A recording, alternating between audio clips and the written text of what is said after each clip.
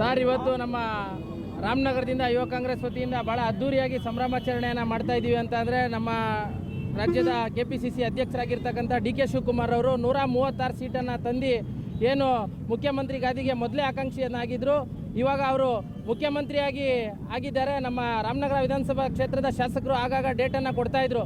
ಇವತ್ತು ನಮ್ಮ ಶಾಸಕರು ಕೊಟ್ಟಿರ್ತಕ್ಕಂಥ ಡೇಟು ಇಷ್ಟು ದಿನಗಳ ಹೇಳ್ತಾ ಬಂದಿರತಕ್ಕಂಥ ದಿನ ಇವತ್ತು ಫೈನಲ್ ಆಗಿದೆ. ಇವತ್ತು ಅತ್ಯಂತ ವಿಜೃಂಭಣೆಯಿಂದ ನಮ್ಮ ಜಿಲ್ಲಾ ಯುವ ಕಾಂಗ್ರೆಸ್ನ ವತಿಯಿಂದ ಭಾಳ ಸಂಭ್ರಮಾಚರಣೆಯಿಂದ ಯುವಕರೆಲ್ಲ ಮಾಡ್ತಾ ಇದ್ದೀವಿ. ಇವತ್ತು ಯುವಕರು ಭಾಳ ಹುಮ್ಮಸ್ಸಿಂದ ಖುಷಿಯನ್ನು ಸಂಭ್ರಮಾಚರಣೆಯನ್ನು ಮಾಡ್ತಾ ಇದ್ದೀವಿ ಸರ್.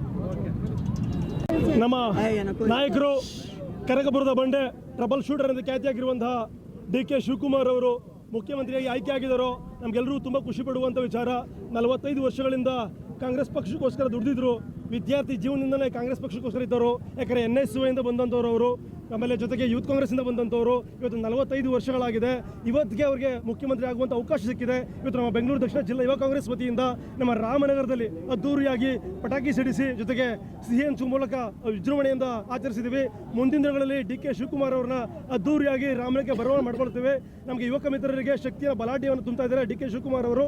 ಎಷ್ಟು ಖುಷಿ ಆಗ್ತಾ ಇದೆ ಅಂತಂದರೆ, ಪ್ರಾಮಾಣಿಕವಾಗಿಯೂ ಪದಗಳು ಕೂಡ ಬರ್ತಾ ಇಲ್ಲ ಅವರ ಖುಷಿಗೆ. ಸೊ ಹಂಗಾಗಿ ಮುಂದಿನ ದಿನಗಳಲ್ಲಿ ಇನ್ನೂ ರಾಜ್ಯದಲ್ಲಿ ದೊಡ್ಡ ಅವಕಾಶಗಳು ನಮ್ಮ DK ಶಿವಕುಮಾರ್ ಅವರಿಗೆ ಸಿಗಲಿ.